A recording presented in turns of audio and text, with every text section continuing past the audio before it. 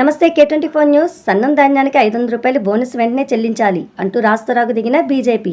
రాజన్న సిరిసిల్ల జిల్లా ఎల్లారెడ్డిపేట మండల కేంద్రంలో బస్టాండ్ ఎదుట భారతీయ జనతా పార్టీ ఆధ్వర్యంలో జోష్గా నినాదాలు. రైతుల హక్కుల కోసం రోడ్లపైకి దిగిన నాయకులు. మండల బీజేపీ అధ్యక్షుడు రేపాక రామచంద్రారెడ్డి నేతృత్వంలో సన్నం ధాన్యానికి తక్షణమే 500 రూపాయలు బోనస్ ఇవ్వాలంటూ రాస్తారోకు కార్యక్రమం చేపట్టారు. ఈ సందర్భంగా నాయకులు మండిపడుతూ మాట్లాడుతూ, ఎన్నికల సమయంలో రైతులు హామీలు ఇచ్చిన కాంగ్రెస్ పార్టీ ఇప్పుడు మాట తప్పిందని, సన్నానికి మాత్రమే ఇస్తాం అని మాట మార్చిందని ఆరోపించారు. ధాన్యం అమ్మి 4 నెలలు కావస్తున్న రైతుల ఖాతాల్లో బోనస్ డబ్బులు జమ కాకపోవటం దారుణమన్నారు. రైతులను మోసం చేసిన కాంగ్రెస్ ప్రభుత్వానికి రాబోయే స్థానిక ఎన్నికల్లో ప్రజలు తగిన గుణపాఠం చెబుతారంటూ ఘోషలతో ప్రాంతం మారుమోగింది.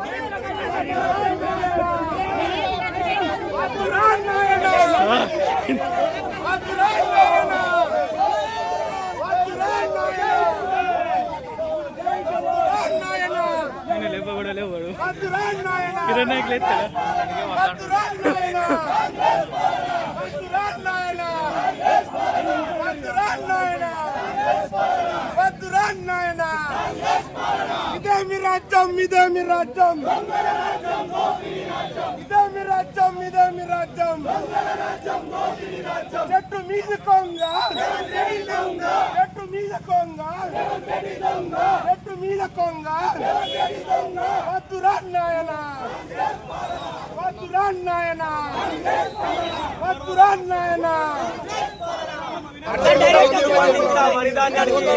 కేంద్ర ప్రభుత్వం ఇచ్చే మద్దతుతో పాటు అదనంగా 500 రూపాయలు బోనస్ ఇస్తామని మాయమాటలు చెప్పిన ఈ కాంగ్రెస్ పార్టీ ఈ నాయకులు మరి ఇప్పటి వరకు రైతుల ఖాతాలలో 3 నెలలు జరిగినా కానీ ఇప్పటి వరకు రైతుల ఖాతాలో 1 రూపాయి కూడా వేయలేదు.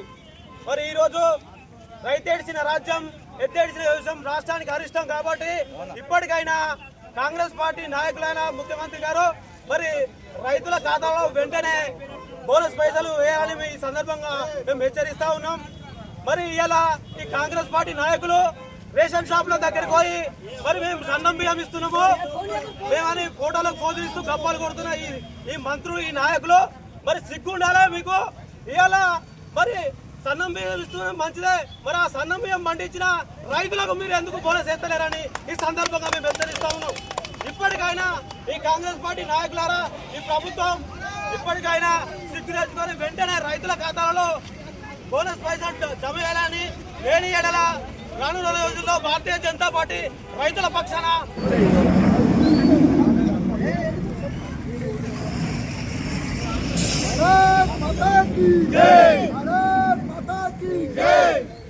ఈరోజు ఎల్లారెడ్డిపేట మండల కేంద్రంలో ఈరోజు రైతుల కోసం 500 బోనస్ ఇస్తా అని చెప్పేసి ఈ కాంగ్రెస్ ప్రభుత్వం దొంగ మాటలు చెప్పి ఇలా మాయ మాటలు చెప్పి గద్దెనెక్కిన ప్రభుత్వం ఇవాళ దొడ్డు వడ్లకు సన్నపడ్లకు కలిపి వడ్లని చెప్పేసి ఇవాళ 500 బోనస్ ఇస్తానన్నారు.